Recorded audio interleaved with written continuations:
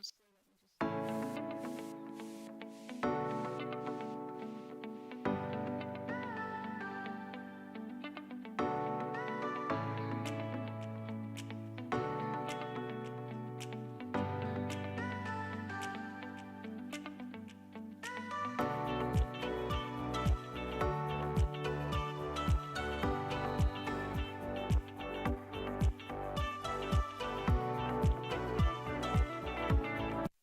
Great day today, and since you've asked everybody how they're doing, so that's good to know. Coming into our meeting, we'll call the open session for May 9th open, and we're going to switch it up a little bit today in that we're going to have Councillor Crew do the land acknowledgement. I think it's important that we as councillors get involved with that as well. So we'll pass over to you, Councillor Crew, to do the land acknowledgement. Thank you, Mayor Caniff. We acknowledge that we are on the lands of the Anishinaabe Nation. This spot where we gather is the traditional land of the Three Fires Confederacy, the Ottawa, Potawatomi, and Ojibwe. We also recognize that this land is now the home of the Delaware Nation. This land was settled through the McKee Purchase Treaty of 1790, and my screen just went out, 1790, and we, as the beneficiaries of the treaty, must recognize our responsibilities, including our collective responsibilities to the land and the water. With that, I'll pass it over to the clerk to start with the approval of the supplementary agenda. Thank you, Mr. Mayor. There are no supplementary agendas this evening. However, just to note at the beginning of the meeting, in case anyone is watching, item 15D, which is the motion of Councillor Latimer regarding farm tax ratio. We've been notified by Councillor Latimer that she is not wanting to present her motion any longer, so we will remove that. We also have not heard of any pecuniary interest, direct or indirect, with regards to any open session agenda item. And we have one deputation this evening that will be read out, and it is from the Children's Treatment Center of Chatham-Kent, and it is relating to item 15A, the Chatham-Kent Treatment Center grant request. Dear Mayor and members of Council, we are submitting this deputation to speak to item 15A on the agenda, referring to a purchase grant for the current Children's Treatment Center building. As Executive Director of the Children's Treatment Center and Board Chair of the Children's Treatment Center Foundation of Chatham-Kent, we are very pleased to be given this opportunity to update Council on the current status and needs to progress our vital capital project to completion. The Children's Treatment Center of Chatham-Kent was established in 1948 and has provided nearly 74 years of service to the community for children with developmental, physical, and communication needs, so that CK children of all abilities can reach their full potential. The center originally provided in-center and outreach services for speech-language therapy, occupational therapy, physiotherapy, audiological, and social work.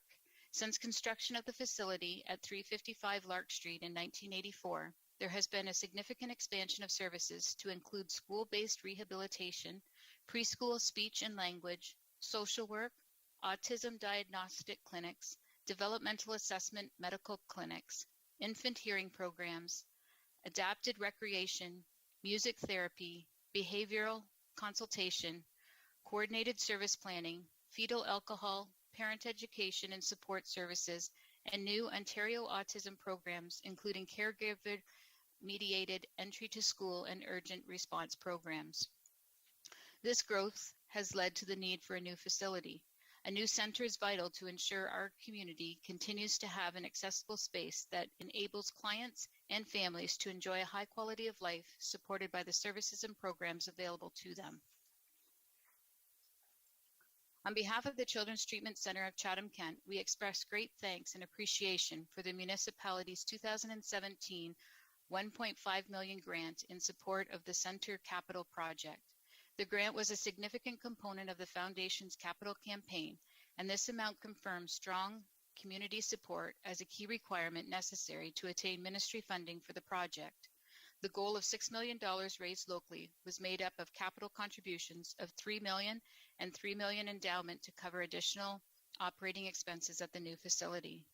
Following the announcements of the 2017 grant, the center was able to utilize ministry funding to initiate work on a functional program to confirm space and cost estimates. With completion for Treasury Board capital funding resources, the center experienced a delay in realizing ministry funding, but we're thrilled to obtain provincial Stage 1 capital funding announced in the 2021 provincial budget. In follow-up to the ministry's funding approval, we were directed to refresh cost estimates. Due to funding delays, an extreme cost increase, and reduced supply and demand to the COVID-19 pandemic, costs have been more than doubled, and a total in excess of $45 million. Therefore, to achieve approval to proceed, our foundation was asked to raise an additional $4.1 million, taking a total capital commitment of $10 million. With this added local investment, the ministry has committed to building a 55,000 square foot state-of-the-art facility in Chatham-Kent. This grant and loan request will achieve the local commitment made to the ministry and will allow the project to commence sooner before costs escalate even higher, thus potentially putting this project at risk. The municipality owns the current center's property. However, the Children's Treatment Center owns the building. We are asking for your consideration to reevaluate the current site's value and approve a grant based on higher market values than previously noted in 2017. The building provides an excellent opportunity for the municipality to lease for other uses, allowing for recovery of the additional grant funds requested. A new facility will meet increased space and accessibility needs of our clients and families while providing an inclusive and family-centered environment seen at other treatment centers across the province. Further, a modern facility designed around function and life goals will launch our youth to be successful CK citizens, upholding our vision of amazing kids today, enriching our community tomorrow. The center is utilized by thousands of children and families across Chatham-Kent. In addition to the services currently provided, the new facility will house integrated municipal services such as Early On Child and Family Center, a teen education resource room, creating a community hub to better facilitate inclusiveness and provide greater convenience for children and families. It is critical to economic prosperity, a healthy and safe community, and the people of our community. It supports all areas of municipal strategic focus. We respect the due diligence needed and know that your support will once again be a key factor in mobilizing our project to completion. Sincerely, Donna Litwin-Makey, Executive Director, Children's Treatment of Chatham-Kent, and Mike Grail, Director, Children's Treatment Center Foundation of Chatham-Kent. Mr. Mayor, that's all we have for the deputations, so we'll move on to the consent agenda. This evening, we have 5 items that have been pulled from the agenda. We have item 14A, which is the Chatham-Kent Municipal Airport, where there's a presentation, and Councillor Kirkwood-White has requested this to be pulled. Item 14D, which is the proposal for kayak kiosk at Civic Square Park in Wallaceburg, pulled by Councillor Hall. Item 14G, the motion of Councillor Sakachi regarding the naturalization of municipal trails. It's been pulled by Councillor Sakachi and Councillor Kirkwood-White. Item 15A, which is the Chatham-Kent Children's Treatment Center grant request, has been pulled by Councillor Harrigan, Councillor Carmen McGregor, Councillor Latimer, and Councillor Kirkwood-White. And the final report is item 18A, which is the Welcoming Community Supporting Refugees and Displaced People. It's been pulled by Councillor Kirkwood-White. Therefore, for the consent agenda this evening, we have the following items. Items 12A and B, item 13A, items 14B, C, E, F, and H, items 15B and C, items 16A and B, items 17A, item 18B and C, and finally items 19A and B. Councillor Oche and Councillor Wright, can I get you to move the consent agenda, please? I will move that. I'll second it, thank you. Okay, with that, we'll put it to vote.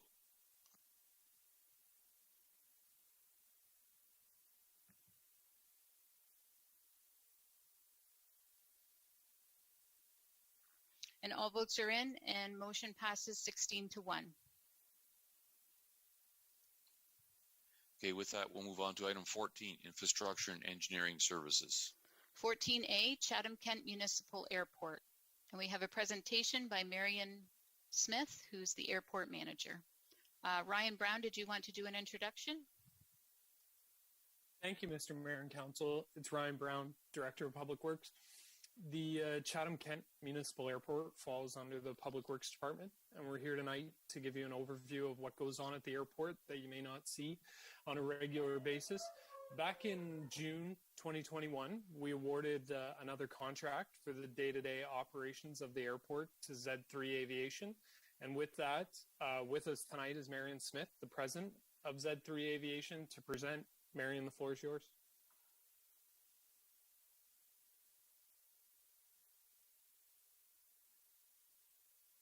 Thank you. Good evening. My name is Marion Smith, and I have managed the Chatham-Kent Municipal Airport for the past 19 years. Originally as an employee of Sontair Limited, and for the past 10 years as the owner of Z3 Aviation. I've lived in the community of Chatham-Kent since immigrating here as a young girl, and most of my family still resides in Chatham-Kent. I am devoted to our amazing community and have been dedicated to ensuring our airport provides a welcoming experience to both tourists and business people alike. We don't care who you are, we treat everyone the same when you come to the airport. This presentation is just a brief overview of the Chatham-Kent Municipal Airport and the importance of the airport to our community. The Chatham-Kent Municipal Airport is easily accessible from any other airdrome and can connect individuals and businesses to any part of Canada and the United States with just one takeoff, depending on the type of aircraft, of course. And just like highways, roadways, parking lots, and sidewalks, aerodromes are transportation infrastructure, facilitating the movement of goods, services, and people for the benefit of the community. Before I continue, I'd just like to clarify that all airports are aerodromes, but not all aerodromes are airports.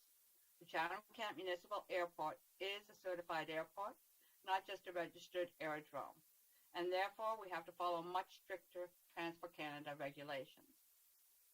The Chatham-Kent Municipal Airport plays an important and pivotal role in our community.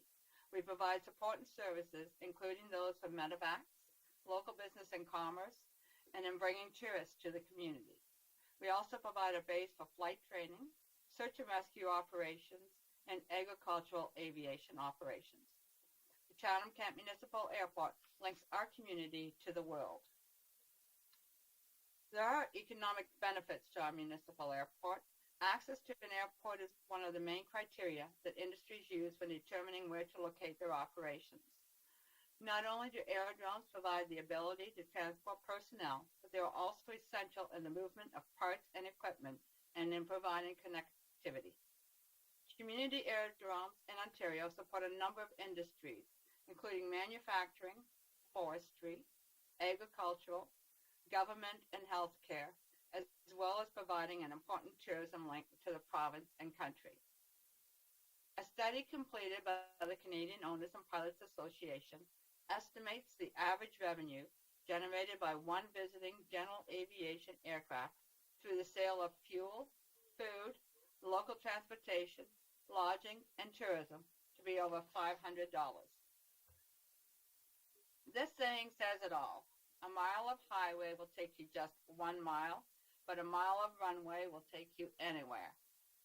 There are several local corporations that use our mile of runway, such as Enbridge, Cotivia, Arms Sotheby's, MSSC, Bulk Burn, Tech Savvy, Green Hill Produce, Dorses Inc., Hydro One, Zimmer Air Service, Boralex, and Kruger, and that's just to name a few.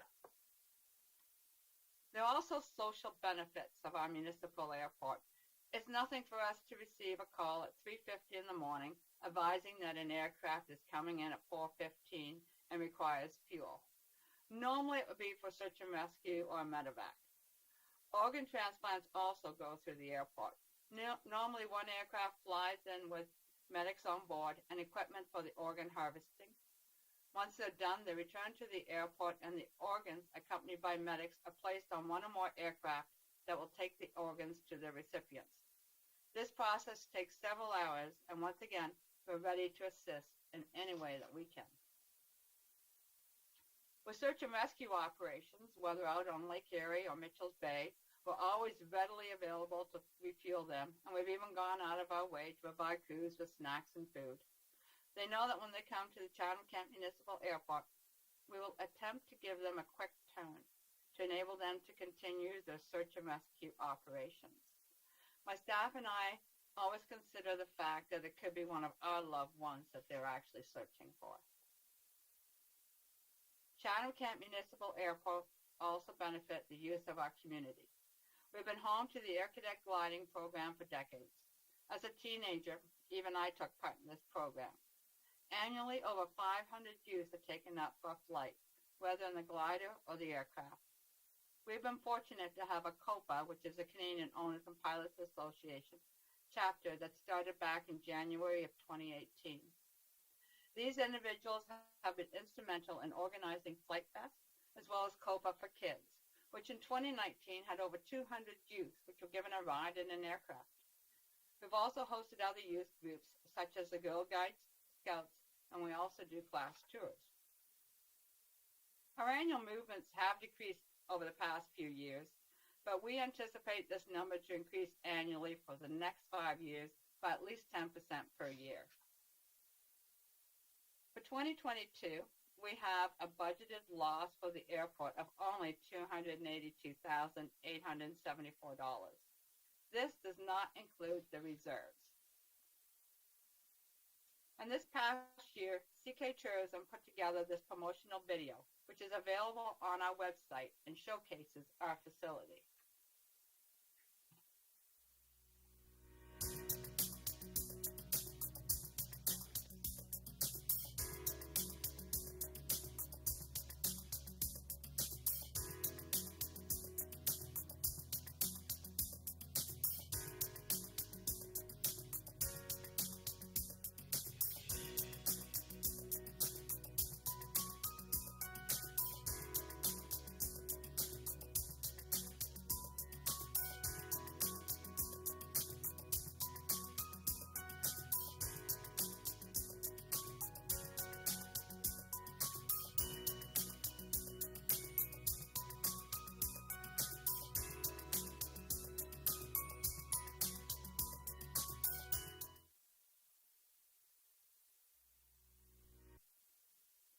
Over the past 10 years, a limited weather information system has been replaced with a fully functioning automated weather observation system. The runway taxiway lighting system was upgraded to a 3-intensity LED lighting system, and with the addition of runway threshold lights and precision approach path indicators. The runway was extended by 500 feet to a current length of 5,502 feet. Our GPS approaches were upgraded to allow aircraft to fly in with a minimum ceiling of 250 feet and half a mile of visibility. Our drainage is upgraded annually. The air terminal building roof was replaced with a beautiful steel roof. Wheelchair access was added to the front entrance. A Jet A fuel tank capacity was increased to 50,000 liters.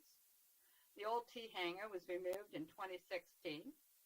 And we have had construction of 1 private corporate and 7 general aviation hangars, bringing us to a total of 19 hangars currently.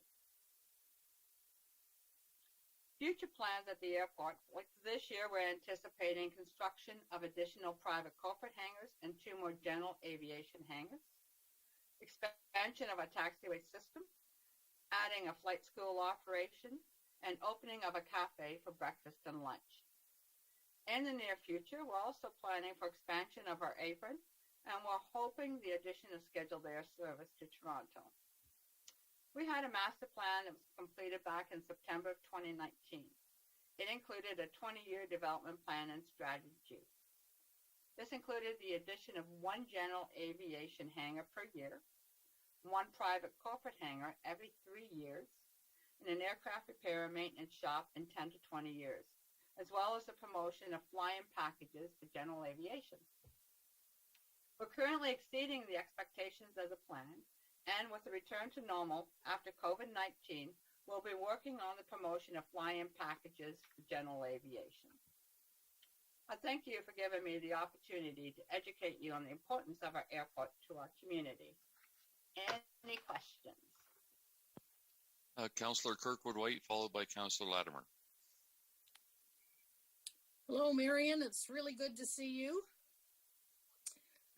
Just wanted to take a few moments to thank you for the presentation. I know that it takes some time to put these things together. In our information package tonight, there was a final report on the Southwestern Ontario Transportation Task Force.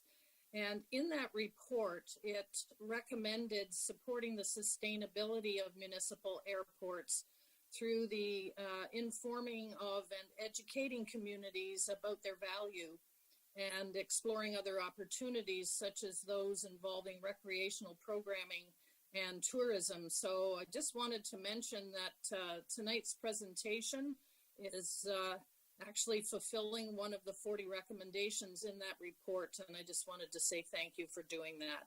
This is a valued asset that we have in our community, and you're doing a great job. Thanks so much.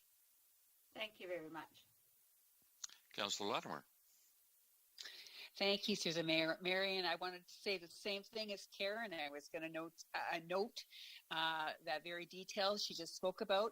But I wondered, could you perhaps update us on some of the timelines for those anticipated future plans, like the hangars and the lunch and the snack bar, and with regard to transit too, to and from the airport?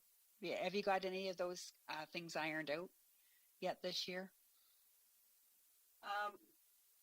They are hoping to start construction of some of the hangars by the beginning of June.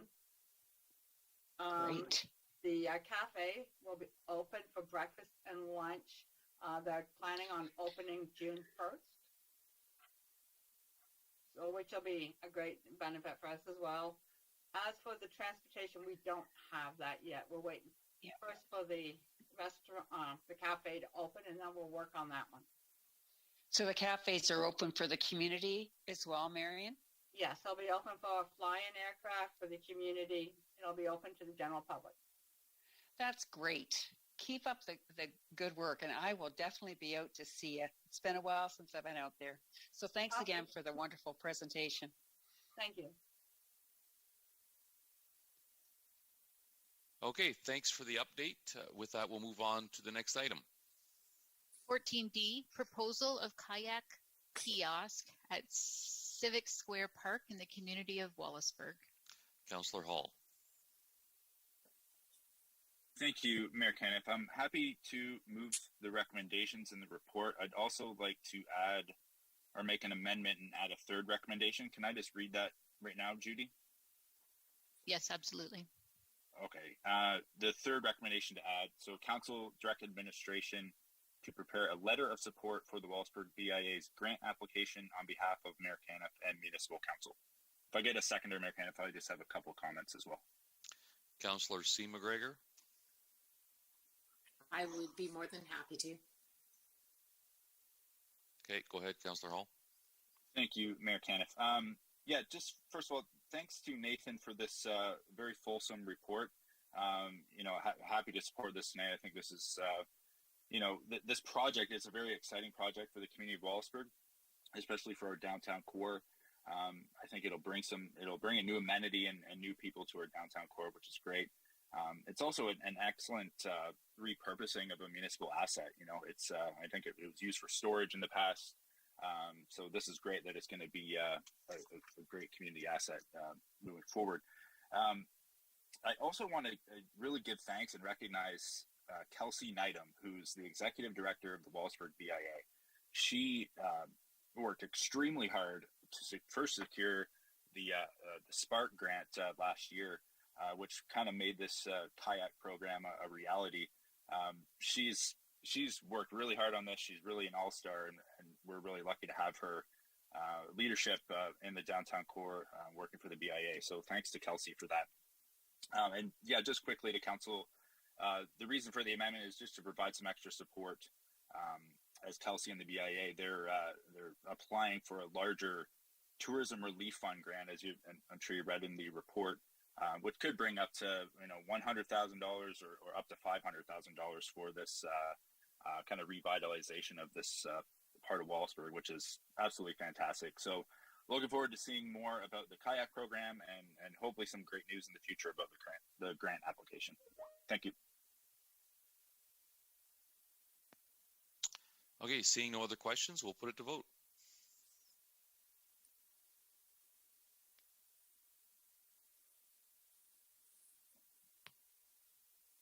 All votes are in and motion passes 17-0. And moving on to the last item, 14G, motion of Councillor Sakachi regarding naturalization of municipal trails. Councillor Sakachi, the floor is yours. Thank you, Mayor Caniff. Madam Clerk, would you like me to read the motion? Sure, please.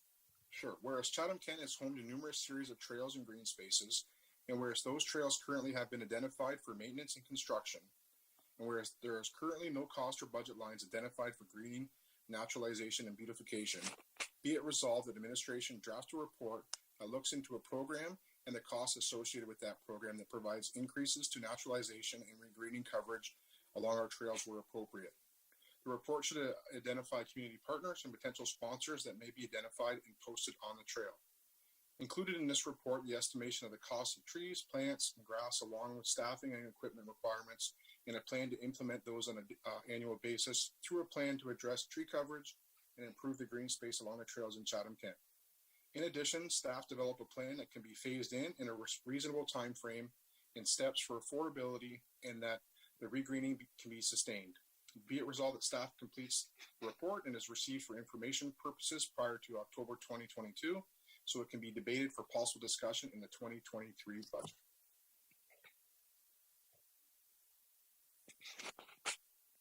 Councillor Kirkwood-White, will you second this? I will. Thank you. Okay. Councillor Sakachi, do you want to say anything else? Yeah, just a couple of quick comments, Mayor Caniff, and through you. Last council meeting, we had some reports came to council regarding the maintenance of trails. I did initially pull those reports so I could have some additional conversations with Rob Pollock. And in some of those conversations, basically what transpired was that some of the community members were inquiring about if there was any process or if the municipality had any budgeted funds to allocate to regreening of trails. Now, obviously, everyone on council knows the challenges that we've seen, especially when it comes to budget. But we also know, all the talk and consideration that we've had regarding trees. So I think that the municipality definitely plays an important role in this. In saying that, I know some of the trails, wouldn't be feasible to naturalize. I know some of the trails would not be feasible to plant, grass and renaturalize. But there are some that would be. That said, as you know, Mayor Caniff and council, we have some very significant and great corporate sponsors in our community. We have a lot of people that like to step up, and this may just give them a platform to do so. And as it says, this is just for information purposes to kind of see what that cost would, associated with that. And if it's something that we look forward to moving forward with in the future, maybe have some, communication in the community to see if it's something that would be feasible and, if they would entertain the possibility of that process. So just looking for council support to support this, and look forward to any additional comments. Councillor Kirkwood-White. Thank you very much, Your Worship.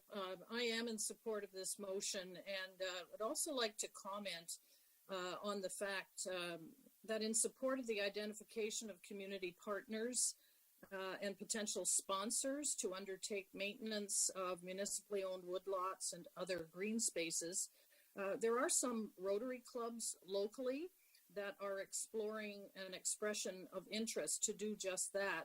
And I am going to be working with my own Rotary Club to work with municipal staff who are already thinking about some of the possibilities in this area. So good move on the part of Councillor Sakachi, and looking forward to taking a tour very shortly about some of the areas within Chatham-Kent that we can focus on. Thank you. Seeing no other questions, we'll put it to vote.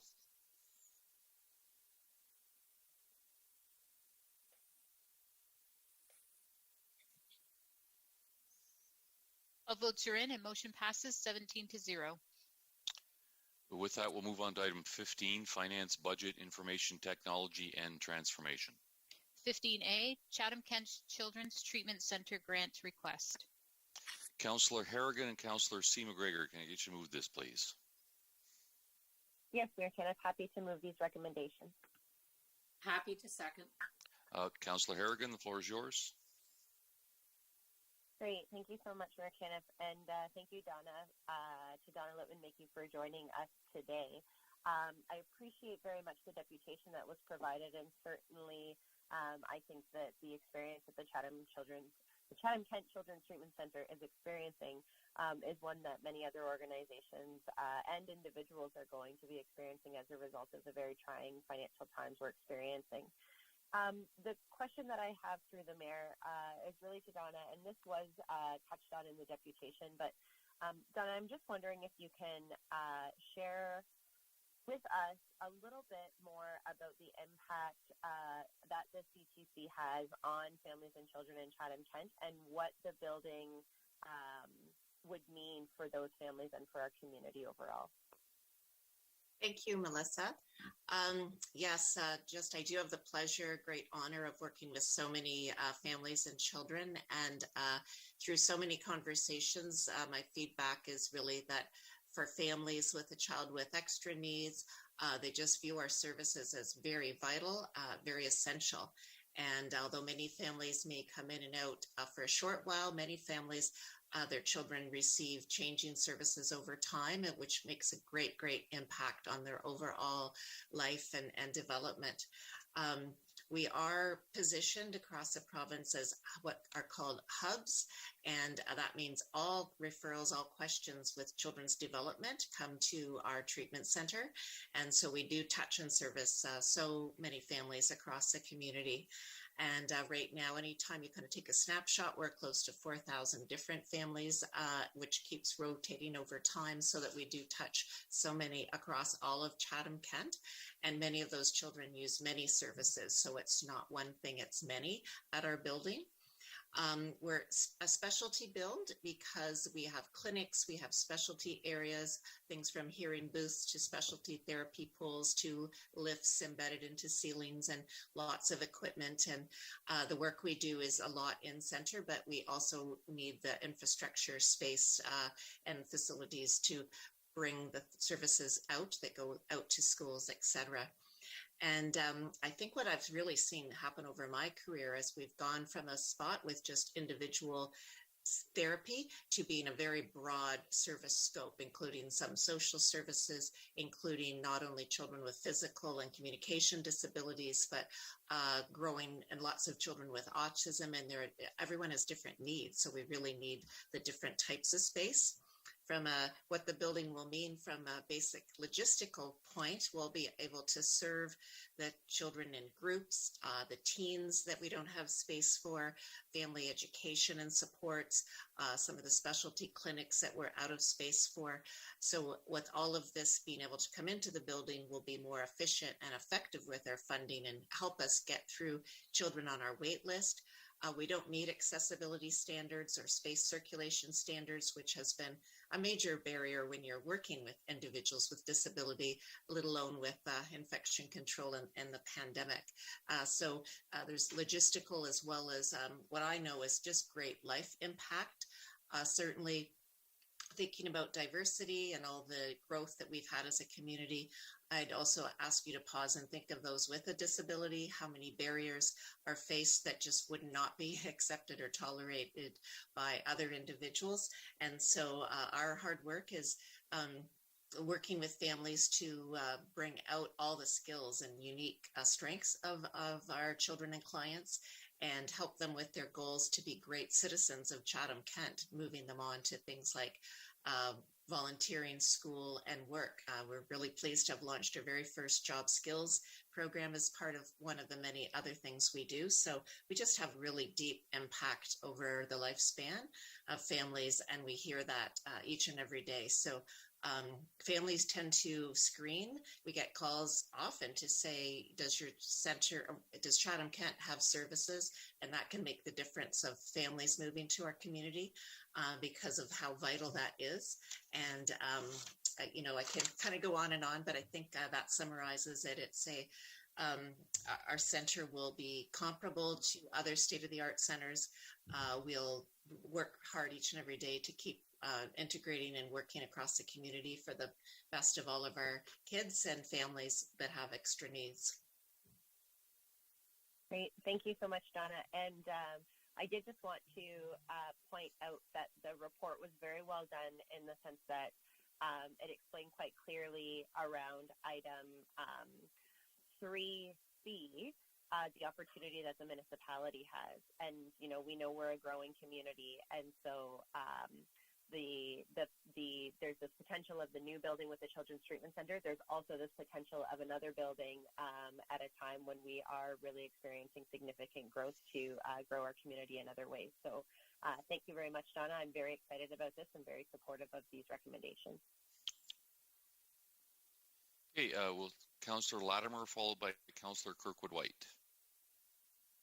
Thank you, through the mayor. I also wanted to express my definite support of these recommendations. While I'm not a proponent of increasing our municipal real estate at all, I think this plan is a win-win for our whole community. I can tell you as a seasoned health professional in our community that the new updated accessible space is necessary. Definitely necessary to meet best practices, our clinical demands, and the growing needs of our community, and to benefit all from these essential services. As Donna just said, they are essential services, and I don't think there's many in our community who haven't been touched by those services here over these many years that they have provided those essential services to our community. So again, thank you for the report. I agree with Councillor Harrigan. It was well explained. I did speak with Gord Quinton earlier today, and as I say, while we're taking on more real estate, I think we're going to hear a plan for that, and so that we can grow other services as well. So again, I'm in full support of these recommendations. Thank you. Councillor Kirkwood-White, followed by Councillor Bondi. Thank you very much, Your Worship. I believe that there's a very strong business case for this proposal, but I would like to ask Gord Quinton a couple of questions, please. The first has to do with what the balance in our strategic reserve would be once we allocate the additional 1.6 million. And secondly, whether the municipality has approved in the past any similar construction loans for other nonprofit organizations, which would create a precedent for other requests that may be made by other groups wishing to address high priority community needs. Thank you, Mayor Caniff, and thank you for the question. Beginning with the strategic reserve, after the 1.6 million additional, if approved tonight by council, there will still be 2.5 million remaining in the strategic development reserve. And that is the reserve that's usually put aside for items that council wants to put forward, which is appropriate for this one. As far as past, we've made several grants to over the life of Chatham-Kent, whether it's to the hospital rebuild in Chatham, the YMCA, the hospice, St. Clair College Healthplex, and recently the CHA, the withdrawal management facility that just in the 2022 budget. And we've also made loans in the past to community groups to facilitate either grant or fundraising purposes. So a couple examples of that is the Wallsburg Kinsman building and the Mary Webb Center. both of them had construction loans so that their construction projects could move forward, and that their fundraising and other grant money might flow over time to repay that back, and they were successful in repaying those loans. Thank you very much for the response, Gord, and thank you very much, Donna, for your letter of support that you provided as well. Thank you. Councillor Bondi. Thank you very much, Mayor Caniff. It's a big ask. This is a lot of money, a lot more than initially we had thought, and I did think this out. What really impresses me about the project is the team, and thank you to the presenter, Mike Grail, Mike Genge, Kevin Owen, who I think ran about 1,000 miles to raise money for this thing. I think we've got a real solid core committed team in place to make this thing happen. And frankly, nobody wants more municipal real estate. We don't need that. But this is unique. This reminds me of the hospice, right? We decided to support the hospice with $1 million, if I'm correct, my memory is stretching. This is a facility that is generational. It's necessary. We have a growing community. And frankly, what's more important than children, right? And, children in need. And if there's anything that we can do, and we're doing a lot, with this amount of money, then I am going to support it. Often I don't support this type of ask, but I think this is appropriate. And again, I really do believe it's generational. This would be something that'll be around for many, many, many years. It'll benefit many, many people. And this is, I think, a place where this is our job, to support things like this that are truly beneficial to not necessarily the most vulnerable, but people in the community that are in need. And I think it shows, Chatham-Kent has been famous over the years for taking care of our own and helping people. I remember all sorts of different fundraisers, even as a boy, 50 years ago. We would raise money for different causes that really affected our community. And this is one of them. So yeah, it's a big ask, but I will support it. Thank you, Mayor Caniff. Councillor Sakatchi. Thank you, Mayor Caniff. I just wanted to, say how lucky we are, for one, to have such a state-of-the-art facility coming to our municipality, and how much work they've done over the years. I've always heard such good things. I do apologize. I had one question that came in relatively late, and I did indicate that I would ask, and I'm not sure if it's more directed towards maybe Dr. Reedike or not, but there was just a question in regards to, with this state-of-the-art facility coming, is there any potential possibilities for partnerships inside for the service aspect within the municipality? I'm not sure if that's something that's feasible or it's even an option. It was just it was a question that I had posed to me, and I wasn't able to answer. So I'm just not sure if there's anybody on that could answer that question. Mayor Caniff, April Reedike, would you like me to take that? Yes, please. Thank you, Mayor Caniff. I will start, and then certainly I think Donna can chime in as well. So our team, specifically within Community Human Services, works very, very closely with the Children's Treatment Center.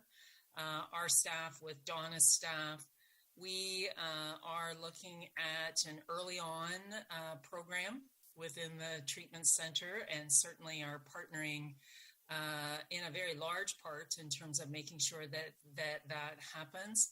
We also are partnering with the treatment center, with our Employment and Social Services Department, looking at opening up a teen room so that Donna and her group can service our teens, a really underserviced group in our area. So I think from our perspective, we are working really, really hard to make sure those partnerships are in place. And we look forward to seeing this new center built. So I hope that helps, Councillor Sakatchi. Donna might have some other things, but those are two really concrete ones that I can share with you today. Perfect. Thank you, April. I really appreciate that. And just my one closing comment would be is that, I think it's really important to recognize, when these funds, come from the municipality and from the, from other upper levels of government, it's a significant and it's a great thing. But it's very important to recognize all the hard work that not goes in just the operational, but into raising money. Raising money, in these very challenging times is very difficult. And I think that we have to ensure that a lot of recognition goes to the team who are out there diligently trying to do everything they can to get things together to offer this service in our municipality. And it's so significant to have, all the folks like yourselves that are advocating for the children and advocating for funds to support such a large infrastructure rebuild in our community. So I just wanted to say thank you, and I appreciate hearing about the partnership. Thank you. Donna? Yes, sure. Just to highlight as well, we a few partnerships that we have as well as what can grow. And so we do have our local pediatricians in for clinics. And we do have just a start of London visiting developmental pediatricians. We're hoping with new room and space, we would attract orthopedic visiting surgeons for our clinics and our families. We are in partnership with our school boards for some programs. Our pool and gyms would be used a lot more if we had more accessible space in terms of the change areas accessibility. We do some partnerships with community living with adult swims and group home swims. And but we've definitely had conversations with adapted recreation to be able to access some space with a new build with a gym size that's bigger than what we have to partner. We do have a lot of outdoor potential. Everything from Miracle Baseball Field to walking trails have been discussed, and we're anxious to proceed with more planning there. And our school boards do, and all the partner agencies that we work with, such as Early On Public Health, come in and out for clinics, and it would just be an expansion of not just, but just a very rich. So we do have further opportunity even to do some specialized clinics for some adults, such as augmentative communication. And that's a path we've been investigating because it's such a gap. So yes, we would aim to do as much of that as possible. It has been really somewhat of a hallmark of us with our service over the past years. Thank you very much, Donna. I really do appreciate that. Mayor Ken, if you don't mind, let me just have one quick question for Mr. Quinton as well. Go ahead. Sorry to take up more of the floor here. Mr. Quinton, in regards to when the building is ready to move in, which I know we're talking a little bit of time, I know Councilor Latimer kind of touched on it. So would there be like a fulsome report coming to council of regarding the existing infrastructure and kind of ways that it's going to be utilized or kind of like a report outlining recommendations? Is that kind of what's going to happen in the future? Thank you, Mayor Kenneth. That's exactly what the plan is. Once the new Children's Treatment Center breaks ground and construction's underway, and we have more of a lockdown timeline of when they'll be moving over to their new facility, we plan to bring a report to council.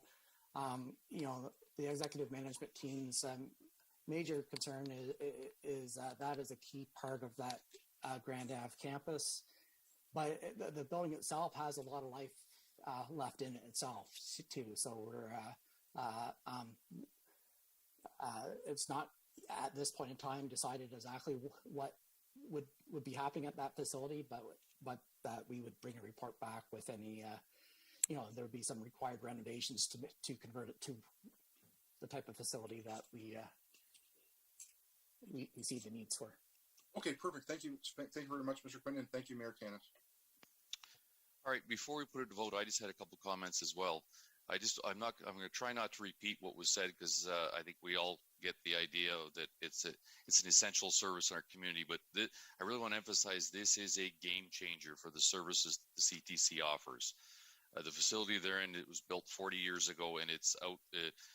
We need much more space for it. So by putting this in, you're going to get a ton more services, as Donna and so many others have talked about. It's a game changer for Chatham-Kent, for the attraction of people, another great asset that we're going to have. There's an amazing group of people over at the Children's Treatment Center, at the foundation. They've been doing a lot of work to get here. They've been working for years and years to get here. So we're finally right at the doorstep of getting a beautiful new facility here. I want to emphasize one point, and we've talked about it, is the land itself, the land and building. That other grants that we've given, the municipality has not received anything back. We've given a grant.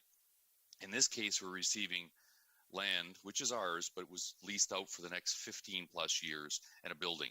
So we're going to have an asset worth about approximately what we're granting, more, give or take a little bit, that we can either sell and have somebody else develop it, or we develop it, but we'll be saving the $3 million because we'll have a facility. So I really want to emphasize that piece, is that we as the municipality are getting an asset.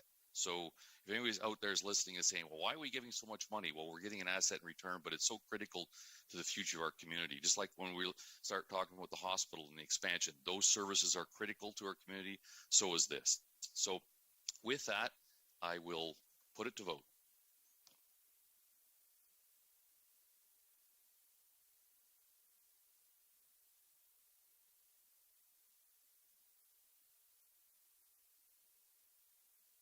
All votes are in. Motion passes 17-0.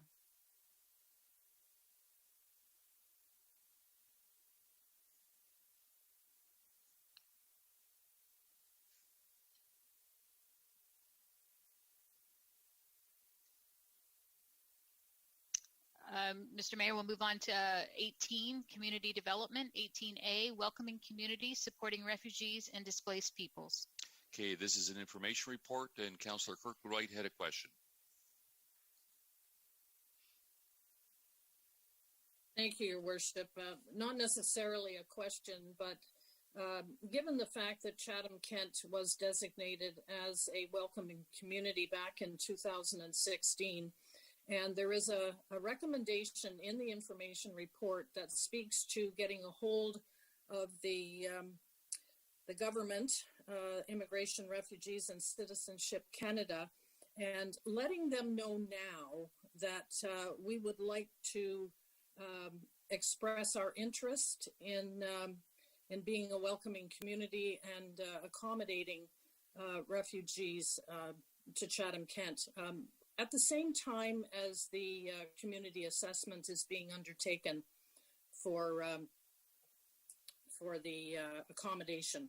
So it's actually a recommendation that I'm making that forms part of this information report, that we not wait until the community assessment is undertaken, but that we let the government know now that that the municipality, through the Community Attraction and Promotion Division, is indicating our interest in welcoming refugees and displaced people.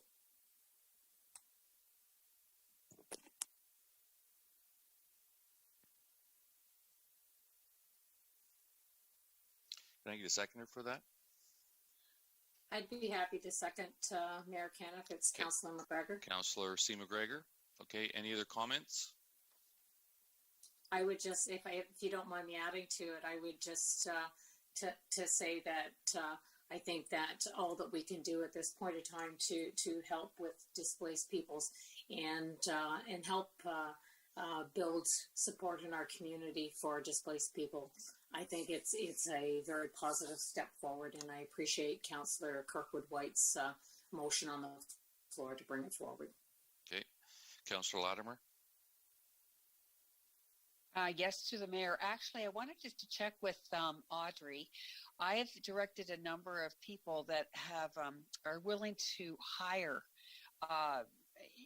any of our refugees coming in, frankly, that have specific skills in healthcare, and I've been directing them to our Community Attraction Promotion Division.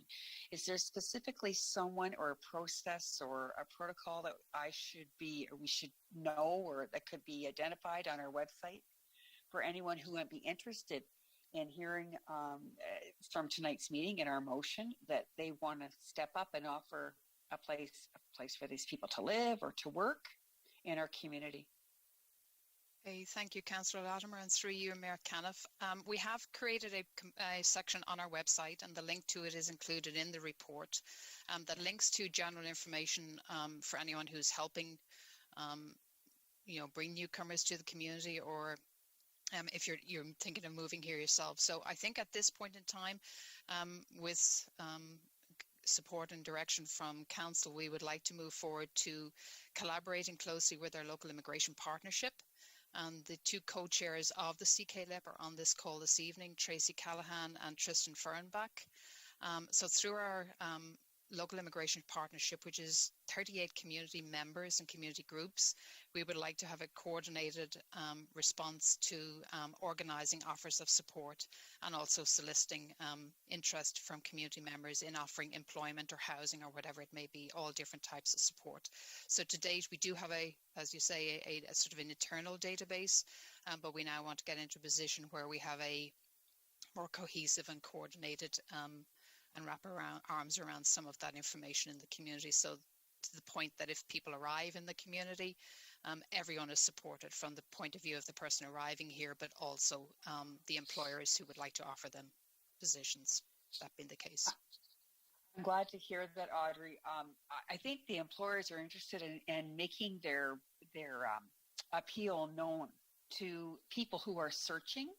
So are you actually directing those employers, or what would be the timeline that you would envision that the information that you just talked about would be available to our employers or our community in general?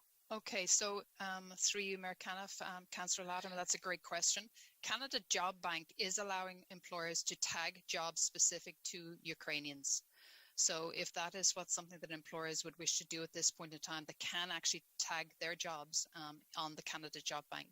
Again, information on that is available in the report. That same information is available on our website, where we have that consolidated information available there. But certainly working with economic development through our workforce planning board as well, and the work that we would also do in community attraction and promotion, and across the local immigration partnership, ensuring that people are aware of those steps and those processes of what employers can do. But then at a local level, obviously the response that if people arrive in the community and need to be connected to employment, that those connections are well known in there. So for example, on our current database, we do have some local employers who have already stepped up to us to say that they're interested in offering jobs and offering employment. So what will be the timeline, Audrey, for the more coordinated effort, as you said? Well, we start immediately. I think, first step is to communicate with IRCC that we are in a position as a community to proceed with welcoming and, settling newcomers. But immediate start on that with our local immigration partnerships. I would hope within the course of the next few weeks, we will be able to roll stuff out there and get information out to the community. Wonderful. All good to hear. Thank you, Audrey. Seeing no other questions, we'll put it to vote. Your Worship, I had my question in the chat. Oh, okay. Go ahead, Councillor Voss. Yeah, sorry about that. Audrey, I just want to congratulate you on your report. It's good to see that Chatham-Kent is being proactive in my opinion, serving a greater need of finding or at least inviting Ukrainian refugees to come and find new housing or new lifestyles, I guess. And I think it's very timely for us to do that, and I congratulate you on being proactive with that. The one question I have: are we seeing any Ukrainian refugees in Chatham-Kent as of now, or? Thank you, Councillor Fossen. Through you, Mayor Caniff. The answer is yes, but I think this would be a great opportunity to call on my local immigration partnership co-chairs who are actually representing the two settlement agencies in Chatham-Kent. And Tracy Callahan representing Adult Language and Learning. She's the executive director there. Tracy, perhaps you can provide some insights to Council on what we're currently seeing in our community. Certainly. So far, we have received 2 Ukrainians that have accessed settlement services.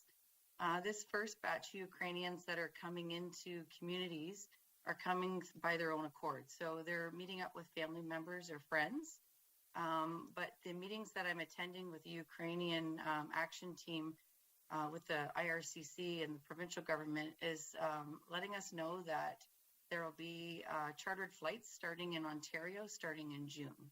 So the two that we have here have got here on their own. I've connected with a local family member, and are staying with them. And so we're expecting to see more. Okay, thank you very much, Tracy and Audrey. I appreciate all that you're doing in this area, and keep up the good work. Thank you. Okay, seeing no other questions, we'll put it to vote.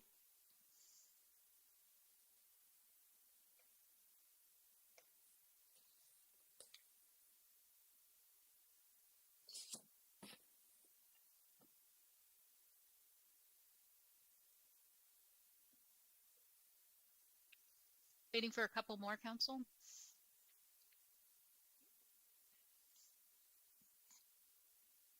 Okay, all votes are in. Motion passes 16-0.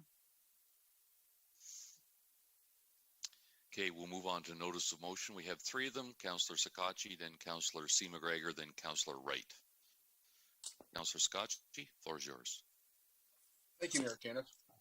Whereas the municipality has invested significant taxpayers' resources in servicing the Blenheim Business Park in order to provide competitively priced industrial sites to attract new industry to Chatham-Kent, and whereas the municipality has seen significant growth in all aspects of development, including industrial lands, and whereas council supported a motion to provide direction in 2022 to the mayor or administration to write the Ministry of Environment, Conservation and Parks, requesting a resolution to this matter, and two, administration report back to council with options for resolving this matter. And whereas there has not been any progress in direction or communication from the province to be resolved, be it resolved subsequent to the upcoming provincial election, that administration then request a meeting with the Ministry of Economic Development, Job Creations and Trade, and the Ministry of Environment, Conservation and Parks to discuss alternative solutions to resolve the ongoing Blenheim Business Park matter, and that the administration report back to council. Councillor C. McGregor. Thank you, and through the mayor. Whereas summer is quickly approaching and boating season will soon be underway, whereas the Canadian Border Services Agency has recently made changes to the small vessel reporting program, including the available reporting sites, whereas the CBSA has reduced the number of small vessel reporting sites to over 400 pre-pandemic to a new low number of 86, with the closest sites to Chatham-Kent located in Sarnia, at Sarnia Bay Marina, and Windsor at Lakeview Park Marina. Whereas all communities, water-related festivals and events that attract international tourism, boaters and marinas that access the shores of the Great Lakes will be affected by the reduction in tourism dollars caused by the unrealistic distance between reporting sites and the increased environmental impact, including the cost of fuel to travel via reporting sites and destinations. Be it resolved that I make the motion to ask our Community Attraction and Promotion Division to communicate with the Ministry of Heritage, Sports, Tourism and Cultural Industry, the Tourism Industry Association of Ontario, the Regional Tourism Organization, and any municipal counterparts or known organizations that may be affected by the current changes in the being imposed by the federal government, and report back to council at the June 6, 2022 meeting with any information, recommendations, and or actions taken to lobby the federal government to reverse this decision. And two, given the fast approaching season, that the mayor expedite a resolution on behalf of this council stating the concerns and effect this decision will have upon our communities, and the resolution asks for the support in working together to request an immediate reversal of the federal government and the Canadian Border Services Agency's decision, that this resolution be shared also with AMO, with all municipalities, all MPPs, MPs, and the federal ministry responsible for tourism within Canada, and that this resolution asks each recipient to share the concerns with the Federation of Municipalities of Canada Association and the Ministry of the federal government responsible for tourism. Councillor Wright. Thank you. I, Councillor John Wright, have a notice of motion regards a pilot project for the Scout at Ridgetown where so many buildings owned by the municipal are underutilized, and whereas the cost of running the building remains the same whether it is used or not. Be it resolved that the municipal of Chatham-Kent enter into a legal agreement with the Kiwanis Club of Bridgetown that is satisfactory with the municipal department to lease the building for a 3-year period for $1 per year as a pilot project. Kiwanis Club will take full control of the building, and any money taken in as rental will be put back into the building to upgrade bathrooms, kitchens, etc. Kiwanis Club will also be responsible for the liability insurance of the building, as well as the upkeep and cleaning inside the building. Municipal will be responsible for utilities, furnace, hot water, heater, and all equipment as of this nature, as well as outdoor maintenance, as they do now for the property for the duration of the pilot project. Kiwanis Club will enter into a new contract and take full expense of the building at the end of the pilot project. The 3-year time period has allowed the club to get on their feet and establish a working business plan so they will be successful. Financial implications for this building do not change for the municipal. Thank you. Okay, we'll go to non-agenda business. Mr. Mayor, we just need an approval for the communication items. Sorry. Okay. Councillor Thompson and Councillor Wright, can you move the communication items, please? Happy to move them. Happy to second it. Okay. Anyone opposed? Motion carries. Okay, we'll move to non-agenda business. Councillor C. McGregor, followed by Councillor C. McGregor. Sorry, yeah, thanks. Councillor C. McGregor, followed by Councillor Latimer. Thank you through the mayor. And I don't know if anybody is on the phone that can answer this. And if not, maybe we could have it mentioned even at the next meeting. I wish I had sent an email through earlier, but I got a little tied up and busy. So I'm just wondering if there's anybody from IES. It was wonderful to hear the news that we have received funding for the Connected Links funding from the province, which will be able to rehabilitate our Dufferin Ave in Wallaceburg. And I'm just wondering if there's any possible timeline when we might see construction happening in Wallaceburg. Thank you, Mayor Kenneth. Chris T-Bear here, Acting General Manager, IES. So yes, we're very thankful and very grateful to receive that information, that wonderful news about the Connecting Links funding from the province for Dufferin Ave. We are proceeding with an RFP to retain a consultant here in the next couple months. So that's going to be coming forward to council very shortly to work on the detailed design of that project. We're anticipating it's going to be detailed design of the road and all the infrastructure improvements that are required for the remainder of 2022. And then with construction anticipated potentially towards the end of this year, but likely it's going to be the bulk of 2023. And per the Connecting Links kind of timeline agreement, that's kind of how it's arranged as well, that the construction timeline is going to be the bulk of next year. Thank you very much, and so sorry for the short notice on the question, Chris. Thank you. Councillor Latimer. Thank you. I just wondered if Ms. Hoffman was on. Is there an update with regard to our customer review report coming back to council? Thank you, Mr. Customer Mayor. Services review. Yes. Thanks, Kathy. Yes, not a problem. You're referring to the service review for the customer service area, Councillor Latimer. Yes. Yes, we have continued to be working on that. As you may recall, we've had some staff absent for a period of time. We have got other members of our team who have now been assigned on to our review committee, and we are probably about 2 to 3 weeks away from this coming in front of the executive management team. They'll have a chance to review the draft recommendations, and following that, we will be bringing a report to council. So sometime over the next month or two, we should have it in front of you. Okay, I was hoping to have it before the end of June. Thank you very much, Ms. Hoffman. You're welcome. All right, we'll move on to the first and second reading. Councillor Solomon and Councillor Pinsino, can I get you to move that, please? Moved. Seconded. Anyone opposed? Motion carries. Third and final reading. Councillor Foss and Councillor McGrail. Can I get you to move that, please? So moved. And I will second. Anyone opposed? Motion carried. We'll move to the resolution of council in closed session and adjournment. Councillor Kirkwood White, and then I will ask that Councillor Sakachi wrap it up for us. Thank you, Worship. The Chatham-Kent Council adjourned to its next meeting to be held on Monday, May 16th, 2022, and that Chatham-Kent Council authorize itself to meet in closed session on that day to discuss any matters permitted by the Municipal Act. So moved, Mayor Caniff. All right, anyone opposed to wrapping up at 7:11? Hearing none, we'll call it a night, and thanks, everyone.